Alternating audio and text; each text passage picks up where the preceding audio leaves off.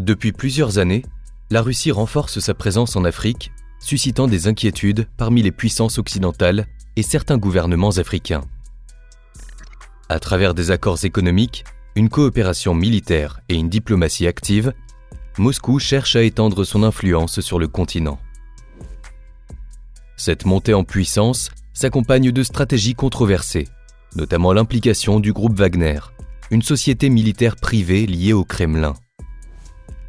Alors que certains pays africains voient en la Russie un partenaire alternatif face aux anciennes puissances coloniales, d'autres s'inquiètent des conséquences de cette influence sur la stabilité régionale et la souveraineté nationale.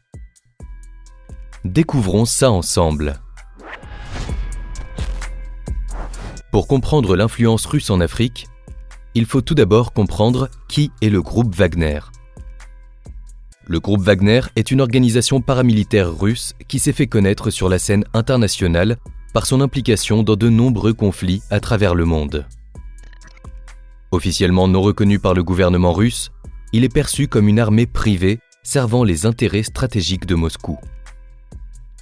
Fondé en 2014 par Dmitri Utkin, ancien officier du renseignement militaire russe aux idées ultranationalistes et arborant des tatouages inspirés de la symbolique nazie, le groupe tire son nom du compositeur allemand Richard Wagner, figure admirée par Adolf Hitler. Wagner aurait été financé par Evgeny Prigojine, un oligarque proche de Vladimir Poutine, même si les autorités russes ont longtemps nié tout lien officiel. Le groupe fait sa première apparition en Ukraine lors de l'annexion de la Crimée en 2014, avant de soutenir les séparatistes pro-russes dans le Donbass. Par la suite, Wagner a étendu son influence en Syrie, en soutenant le régime de Bachar el-Assad, puis en Libye, auprès des forces du maréchal Khalifa Haftar. En Afrique, l'organisation s'est implantée dans plusieurs pays comme la République centrafricaine, le Mali ou encore le Soudan, en proposant des services de sécurité et de formation militaire en échange de ressources naturelles ou d'avantages stratégiques. Réputé pour ses méthodes brutales, Wagner est devenu un acteur redouté et controversé sur la scène internationale. Bien que Moscou continue de nier tout contrôle direct, les experts estiment que le groupe sert d'outil hybride à la Russie pour mener des opérations clandestines tout en évitant toute responsabilité officielle. En 2023, Wagner fait la une de l'actualité mondiale après une tentative de rébellion dirigée par Evgeny Prigojine. Mécontent de la gestion de la guerre en Ukraine, il a publiquement accusé le ministre de la Défense, Sergueï Tchoïgou, et le chef d'état-major, Valery Gerasimov, d'incompétence et de corruption. Cette contestation a culminé avec une marche des forces de Wagner en direction de Moscou, menaçant directement le pouvoir de Vladimir Poutine. Toutefois, après une médiation du président biélorusse Alexandre Loukachenko, Prigojine a accepté de faire demi-tour afin d'éviter un bain de sang. 2 mois plus tard, en août 2023, Prigojine est mort dans un mystérieux crash d'avion, alimentant les rumeurs d'une implication du Kremlin. Ce décès a fragilisé la cohésion interne du groupe et permis à Moscou de resserrer son contrôle sur ses activités. Depuis, Wagner a été restructuré sous une supervision plus directe du pouvoir russe, tout en poursuivant certaines de ses missions à l'étranger. Aujourd'hui, le groupe continue d'opérer, notamment en Afrique, où il reste un outil stratégique au service des intérêts russes. Au Soudan, Wagner est présent depuis 2017. Initialement invité par l'ancien président Omar el-Béchir, il a tissé des liens étroits avec les forces de soutien rapide, alias FSR, dirigées par Mohamed Hamdan Dagalo, dit Hemedti. Après le début du conflit soudanais, Hemedti a pris le contrôle de nombreuses mines d'or, une richesse qui profite également à la Russie.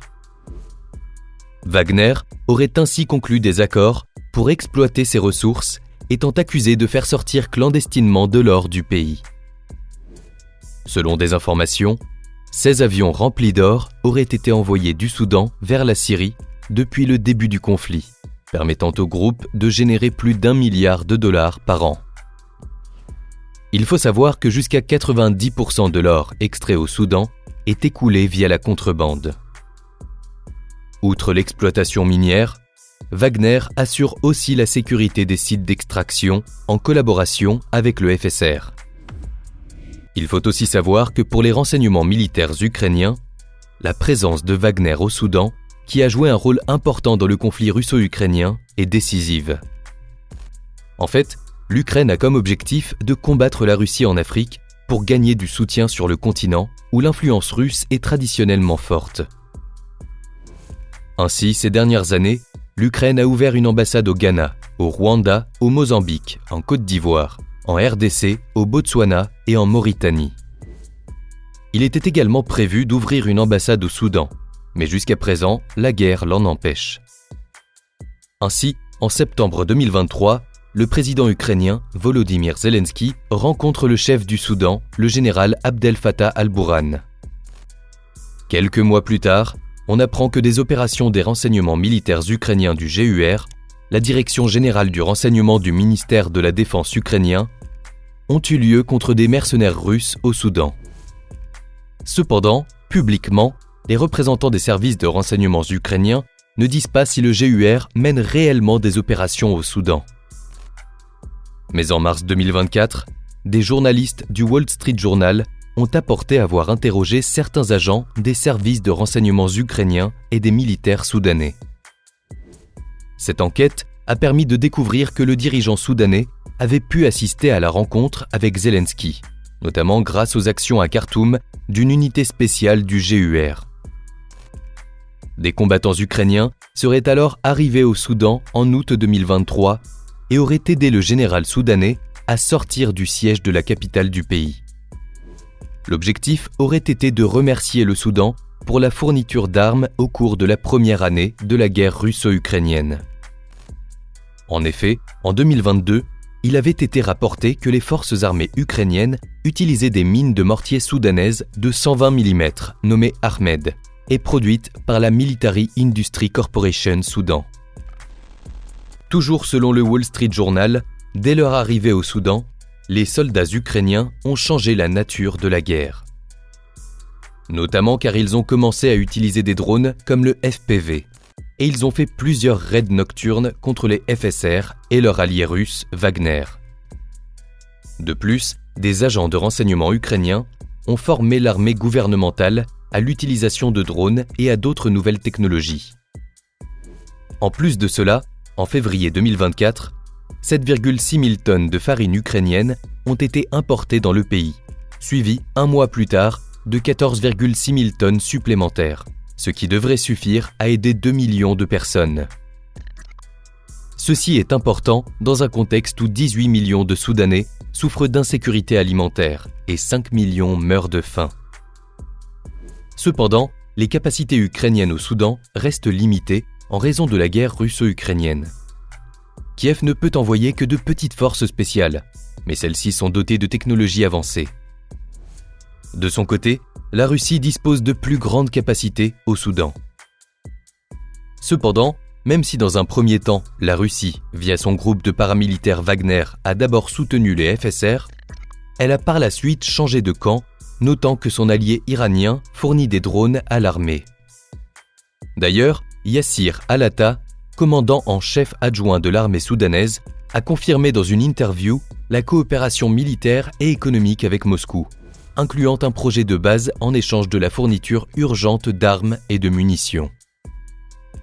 Il faut savoir que depuis des années, le Kremlin cherche à établir une base militaire à Port-Soudan, ce qui permettrait à ses navires de guerre d'accéder à l'une des voies maritimes les plus fréquentées et les plus contestées du monde, et d'exercer une influence sur elle.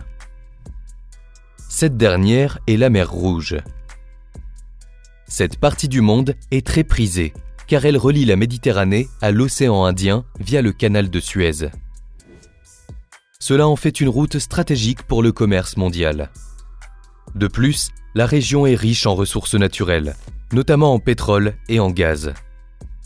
Il n'est donc pas surprenant qu'un grand nombre de gouvernements cherchent désormais à influencer les événements. Le Mali constitue également un terrain d'opération majeur pour Wagner. Les relations entre la Russie et le Mali ont connu une dynamique particulière ces dernières années, caractérisée par un rapprochement militaire et diplomatique marqué par un contexte de tensions géopolitiques et de crise sécuritaire dans la région du Sahel. Pour rappel, le Sahel est une vaste région de transition, située entre le Sahara au nord et les savanes tropicales au sud. Il s'étend sur plusieurs pays africains, notamment le Sénégal, la Mauritanie, le Mali, le Burkina Faso, le Niger, le Tchad et le Soudan. Cette zone est caractérisée par un climat semi-aride, avec des saisons sèches prolongées et des précipitations irrégulières. Le Sahel joue un rôle crucial sur le plan écologique, économique et géopolitique. Il abrite des populations qui pratiquent principalement l'agriculture et l'élevage, mais il est aussi confronté à des défis majeurs, comme la désertification, les conflits armés et l'insécurité alimentaire. Historiquement, le Sahel a été un carrefour d'échanges commerciaux et culturels entre l'Afrique du Nord et l'Afrique subsaharienne. Aujourd'hui, il est au cœur des préoccupations internationales en raison des crises humanitaires et sécuritaires qui affectent la région. Cette évolution des relations avec la Russie remonte à la période où le Mali, confronté à une instabilité croissante due à des groupes armés islamistes et des conflits internes, a cherché à diversifier ses partenariats internationaux pour faire face à ces défis de sécurité. Depuis le coup d'État de 2021, qui a renversé le président Ibrahim Boubacar Keïta, le Mali a réorienté sa politique étrangère en mettant l'accent sur la coopération avec des acteurs non occidentaux, notamment la Russie. Cette réorientation s'est intensifiée après la décision du gouvernement malien de mettre fin à sa collaboration avec les forces françaises de l'opération Barkhane, ce qui a marqué une rupture avec l'ancien partenaire colonial. Le Mali, en quête d'un soutien militaire face à la montée de la violence djihadiste, a alors tourné son regard vers la Russie, cherchant à renforcer ses capacités militaires par l'acquisition d'équipements et l'aide en matière de formation. En 2021, la Russie a répondu positivement en fournissant une assistance militaire directe, notamment par l'intermédiaire de la société paramilitaire russe Wagner, qui est devenue un acteur clé du paysage sécuritaire malien. Les mercenaires de Wagner ont été déployés pour entraîner les forces armées maliennes, fournir un soutien logistique et participer à des missions de combat contre les groupes terroristes opérant dans le nord et le centre du pays. Bien que le gouvernement malien ait insisté sur le fait que ces mercenaires n'étaient pas des troupes officielles, leur présence a suscité des préoccupations, notamment de la part des pays occidentaux, qui ont exprimé leur inquiétude quant aux méthodes et à l'impact de cette coopération. Outre la coopération militaire, la Russie et le Mali ont également renforcé leurs liens économiques. Le Mali, riche en ressources naturelles comme l'or, a vu dans la Russie un partenaire potentiel pour le développement de son secteur extractif. Plusieurs entreprises russes, notamment dans le domaine minier et énergétique, ont cherché à investir dans le pays, contribuant à diversifier les partenariats économiques du Mali, historiquement dominé par la France et d'autres pays occidentaux. Le rapprochement entre les deux pays a également eu des répercussions diplomatiques. Le Mali, dans un contexte où les relations avec la France et d'autres partenaires européens se sont détériorées, a renforcé ses liens avec Moscou sur le plan international. Ce soutien mutuel a été particulièrement visible dans les forums internationaux où la Russie a exprimé son appui au Mali dans sa lutte contre le terrorisme, tout en soulignant l'importance de respecter la souveraineté du pays. En retour, le Mali a soutenu les positions de la Russie sur les questions internationales, notamment en ce qui concerne la guerre en Ukraine, où le gouvernement malien a pris une posture de neutralité ou de soutien implicite aux actions russes. Cependant, cette coopération n'est pas sans défi. La présence de Wagner et la question de la gestion des droits de l'homme dans le cadre de cette coopération ont été soulevées par des organisations internationales, qui accusent parfois les forces russes de commettre des violations des droits de l'homme, notamment lors de combats contre les groupes djihadistes. Ces critiques, bien que principalement issues des pays occidentaux, ont contribué à alimenter les débats sur les conséquences à long terme de cette alliance pour la stabilité et la sécurité du Mali. Concernant Wagner, depuis décembre 2021, suite au retrait des forces françaises, le groupe a été invité par le gouvernement malien pour renforcer la lutte contre les groupes djihadistes. Il fournit des services de formation militaire, de protection des élites politiques et de lutte contre l'insurrection. En échange, Wagner bénéficie d'accords économiques, notamment dans le secteur minier, en exploitant l'or malien. En République centrafricaine, Wagner est actif depuis 2018. Le groupe protège le gouvernement de Faustin-Archange Touadéra contre les groupes rebelles dans le contexte de la guerre civile. En plus de la protection présidentielle et de la sécurisation de sites stratégiques, Wagner exploite également les ressources naturelles du pays, en particulier les mines de diamants et d'or, souvent en partenariat avec des entreprises russes. Malgré de nombreuses accusations de violation des droits humains, notamment des actes de torture et des exécutions sommaires, Wagner reste un acteur majeur dans la politique et l'économie du pays. La Russie a également renforcé ses relations avec d'autres pays du Sahel, comme le Burkina Faso, le Niger et le Tchad, en offrant un soutien militaire, économique et diplomatique. Ces pays, confrontés à des menaces terroristes croissantes et à des tensions avec les anciennes puissances coloniales, ont vu en la Russie un partenaire stratégique capable de leur fournir des ressources militaires et un appui dans la lutte contre les groupes djihadistes. La coopération s'est souvent matérialisée par l'envoi de mercenaires du groupe Wagner et des accords d'armement, tout en promouvant une vision de coopération fondée sur le respect de la souveraineté nationale et la non-ingérence. La Libye constitue un autre foyer d'influence. Depuis 2018, Wagner soutient le maréchal Khalifa Haftar et son armée nationale libyenne dans la guerre civile. En fournissant mercenaires, équipements militaires et conseils stratégiques, Wagner permet à la Russie d'étendre son influence régionale tout en gardant une façade de non-ingérence officielle. Le groupe est impliqué dans la prise de contrôle de sites stratégiques comme des bases aériennes et des champs pétroliers, en échange d'un accès privilégié aux ressources naturelles. Mais la Libye est un cas spécial, car elle montre les changements de l'influence russe en Afrique depuis la chute de Bachar el-Assad. Regardons ça de plus près. Sous Mouammar Kadhafi, la Libye entretenait des relations étroites avec l'Union soviétique, puis avec la Russie après 1991. Ce partenariat était principalement axé sur les ventes d'armements, l'URSS étant le principal fournisseur militaire de Kadhafi, ainsi que sur des accords énergétiques avec des entreprises russes telles que Gazprom et Tatneft. De plus, la Russie apportait un soutien diplomatique à la Libye, s'opposant aux sanctions occidentales visant le régime de Kadhafi. Toutefois, après l'effondrement de l'URSS, l'influence russe en Libye a diminué, bien qu'elle ne soit pas totalement effacée. L'intervention de l'OTAN en 2011, qui a conduit à la chute de Kadhafi, a marqué un tournant. Bien que la Russie se soit abstenue lors du vote de la résolution 1973 de l'ONU autorisant l'intervention militaire, elle a critiqué la chute de Kadhafi, la considérant comme une perte stratégique et économique majeure.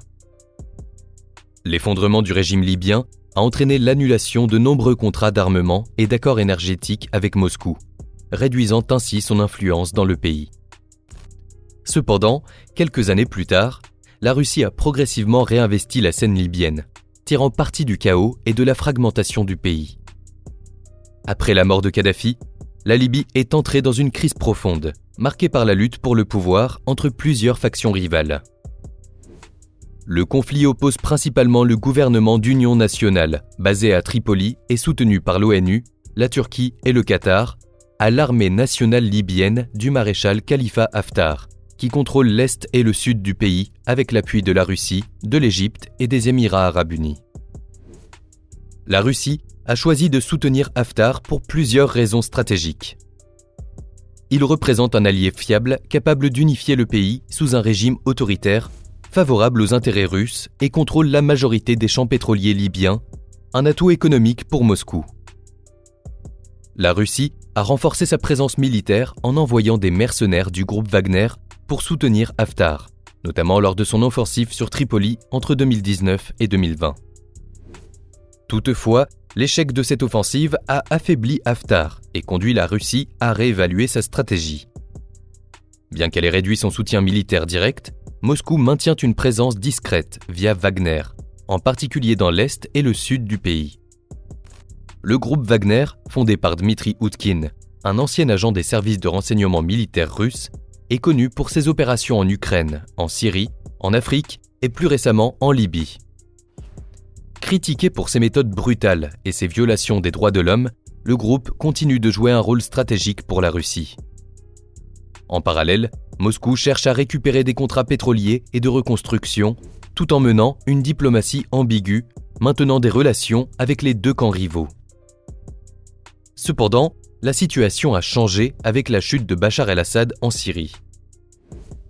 Après des années de soutien au régime syrien, notamment par la livraison d'armes et d'investissements dans les infrastructures, la Russie est intervenue militairement en 2015 pour renverser la tendance en faveur d'Assad.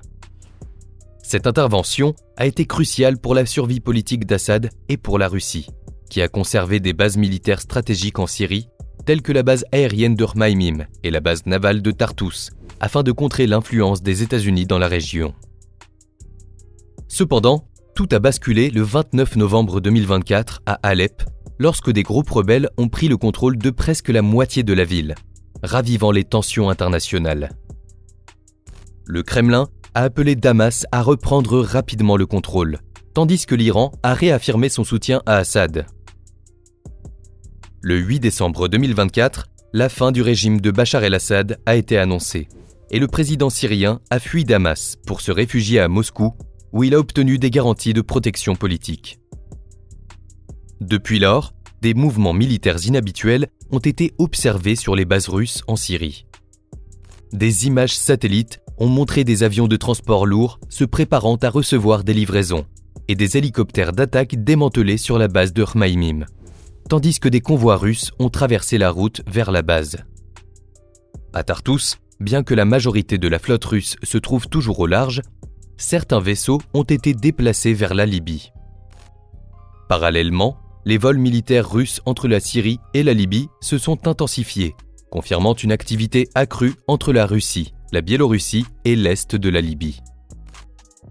En mi-2024, le think tank Jusur, basé à Istanbul, a recensé environ 110 positions militaires russes en Syrie, dont 21 bases.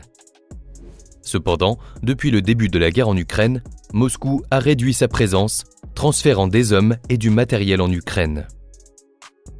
Actuellement, les Russes sont présents dans 3 bases, dont 2 dans le nord-ouest du pays, fief de la famille Assad, et la base navale de Tartous, qui reste stratégique pour la Russie. Ces bases font l'objet d'intenses bombardements israéliens depuis la fuite d'Assad, mais elles n'ont pas subi de dégâts majeurs. La base aérienne de Hmaïmim, située près de Latakié, est également un point clé sous surveillance. La Russie se tourne donc vers la Libye, car la perte de ses bases en Syrie représenterait un coup dur stratégique majeur. La Libye, avec sa position géographique stratégique, offre à Moscou une alternative pour maintenir sa capacité de projection militaire en Méditerranée et en Afrique. Elle pourrait devenir un point d'appui crucial pour les opérations militaires russes en Afrique du Nord et au Sahel, tout en rétablissant la confiance de ses alliés africains, notamment le Mali et la République centrafricaine, qui ont exprimé des doutes après la chute du régime syrien. La Libye permettrait ainsi à la Russie de maintenir son rôle de puissance incontournable dans la région. La Russie a renforcé son influence en Afrique ces dernières années, multipliant les accords économiques, militaires et diplomatiques. En Angola et au Nigeria, elle a signé des contrats d'exploitation pétrolière et gazière, augmentant son indépendance énergétique. En Guinée, l'entreprise Rusal est un acteur clé de l'extraction de bauxite. Moscou investit également dans le nucléaire en proposant la construction de centrales en Égypte et en Afrique du Sud, renforçant ainsi la coopération avec les pays africains.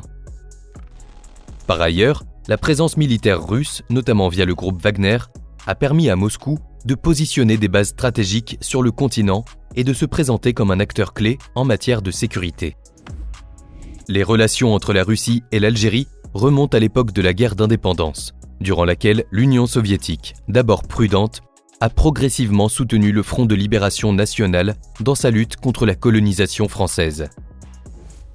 Après l'indépendance en 1962, la Russie fut l'un des premiers pays à reconnaître le gouvernement algérien, établissant des relations diplomatiques immédiatement. Pendant la guerre froide, ces liens se sont renforcés, l'Algérie se rapprochant du bloc soviétique, en particulier sur les plans militaires et économiques. L'URSS a fourni une aide importante à l'Algérie, en particulier dans la formation de son armée, la fourniture d'armement et le développement d'infrastructures stratégiques dans les secteurs de l'énergie, de l'industrie et de l'éducation. Ce partenariat s'appuyait sur des valeurs communes, comme l'anticolonialisme, le nationalisme et une méfiance partagée envers l'Occident, positionnant l'Algérie parmi les partenaires clés de l'URSS en Afrique du Nord. Avec la fin de l'URSS en 1991, les relations ont traversé une période de flottement. La Russie post-soviétique, concentrée sur ses propres difficultés internes, a relégué ses partenariats africains au second plan. Toutefois, dès les années 2000, les relations russo-algériennes ont pris un nouveau tournant. En 2006, la visite historique de Vladimir Poutine à Alger a permis de redynamiser les liens avec la Russie, effaçant une dette algérienne de près de 5 milliards de dollars en échange de nouveaux contrats militaires et économiques. Depuis, la Russie est devenue un fournisseur majeur d'armement pour l'Algérie, l'un de ses plus grands clients militaires en Afrique. Les deux pays coopèrent aussi dans le secteur de l'énergie, notamment au sein de l'OPEP+, et dans des domaines comme la formation universitaire, les technologies, la sécurité et la lutte contre le terrorisme. Cependant, à partir de fin 2024, les relations ont commencé à se complexifier.